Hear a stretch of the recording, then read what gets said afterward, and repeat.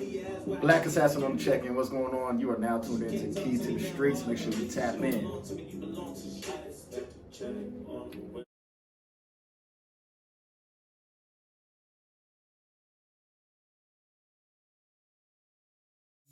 Blk.Assassin.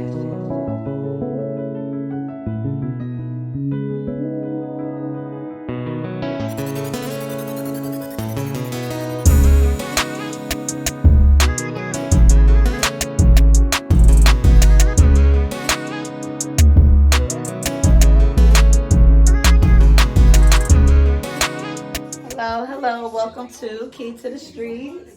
And if I may, can I get you to introduce yourself? Yes, I go by Blk.Assassin, producer, engineer, photographer, videographer, graphic designer, anything digital media. That's me. Okay, cool. So how long have you been in that field, the digital media field? I got into production, I want to say high school. That was like 2008, 2009. And that just pretty much carried me into everything else.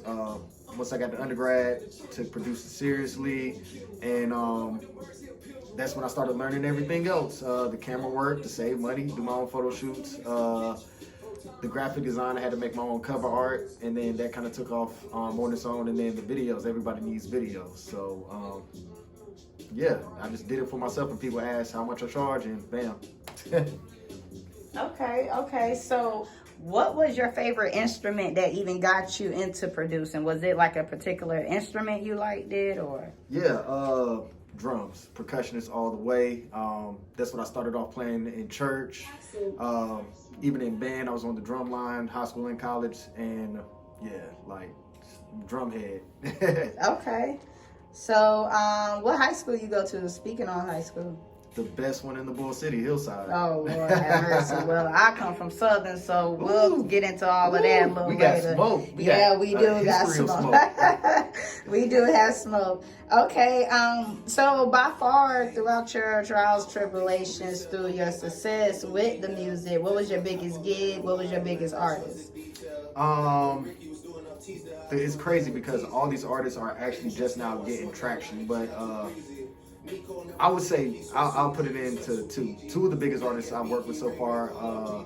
Young Fletcher from Winston-Salem and Tia Corinne. Both of them have went on to have an amazing past 2 years between 2020 and 2021. So you'll definitely hear their names, out there. I guess the biggest milestone for me, it wouldn't even necessarily be who I produced, but more so achieving a personal goal, throwing my own event, the Beat Auction. It's an event where I have producers come out and auction off beats to artists in the crowd live, and was able to get 5 in before Corona. Okay. Now, as a producer, is it a necessary need to have that connection with your artist in order for you to deliver that type of quality of music? For me, yes. I like being directly with the artist because I engineer as well, so I'm not only going to make the beat, but I'll be recording them. But it doesn't have to be that route. Some producers, they just make beats and that's it, and then they just put them on YouTube, send them out, and whoever picks them up goes. It just depends on where you're trying to go with your career. And of course, working with the artist personally, it's a better way to get your sound out and establish chemistry. And yeah, it helps your vision get seen. Okay. Another thing, who is the guy that did a song with The Real Conceited? The one with a lot of facial hair, dark skin? That had to be Joey Blaze. Okay, I think it was like some type of Blaze in there. Okay, he kind of rap good. I like him. He's from Charlotte? Yeah, he's from Charlotte. Okay. No, he's actually from South Carolina. From South Carolina. He's living in Charlotte now.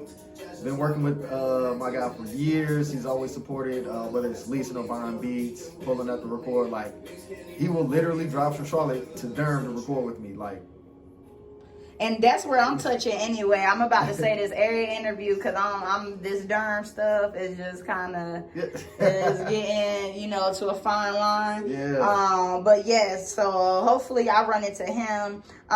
So as far as type of skill sets, what is something that honestly every producer have to work on every time? Like, what is something that no producer can be able to master, because it always takes that constant, continuing education behind the music to learn different things. Like, what can you suggest? Mixing and mastering. Learn as much as you can. Learn the sonics of sound, because there are some people with good ideas and good beats, but it's just not mixed right. And if it's not mixed right, it's not gonna, transgress good to the ears of the listeners. So the more you know about mixing and mastering, the more you can do for yourself and really get out there. Okay. And is there any fears that you had to overcome? Yes. One was just not being afraid to share my sound, being overcritical of myself, which I still am a little bit. But that's really the biggest thing. It's different from live performance. If I'm out playing keys or playing drums live, I'm stuck in my zone. It's dead, it's done. You know what I'm saying? If you got it, you got it. But actually just like sitting and doing a whole creation and just, feedback. Feedback can scare you away. And you can't be afraid to get that feedback. Good or bad, it's going to help you. Yeah, and that's crazy, because I just said that at the start of Volume 3, that fear actually ran me away, because it either have to be somebody or the other, and everybody have to understand it's enough for everybody to be on top. So it's just unfortunate, we have that type of closed off mindset. What is next for you? What is your 5-year plan? 5 years. So I can't give away all the secrets. Okay.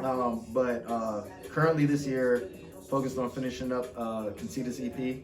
This is our first EP ever, and I'm honored to be working on it. So that's step one. Kind of reached a milestone with getting the artist I work with in front of a label. That's still something that's in the process. But within these next 5 years, I'm really looking into expanding the educational part, doing tutorials, loading up my YouTube channel, traveling more. I'm working with bigger artists on a higher scale, or 5 years, I can't give away too much. Okay, so that's one of those we gonna catch you in the works. Yeah, you gonna catch me in the works. Now, as well as Key to the Streets, I love knowledge. I'm big on it. And what is some gems along the way that you could drop, such as what is the basic equipment that an upcoming producer may want to invest in?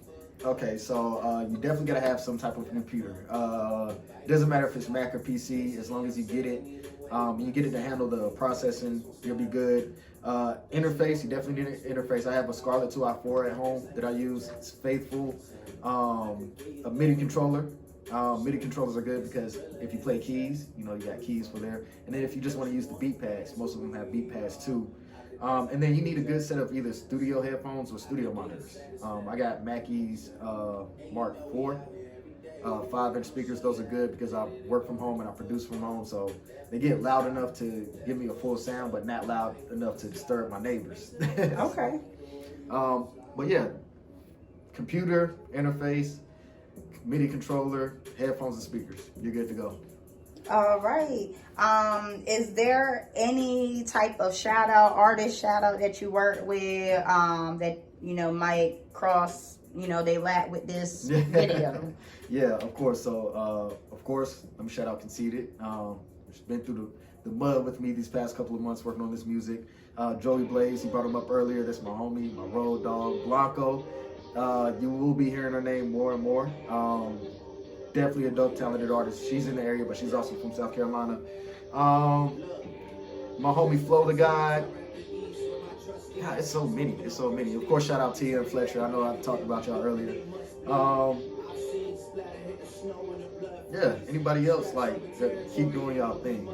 Y'all know who y'all are.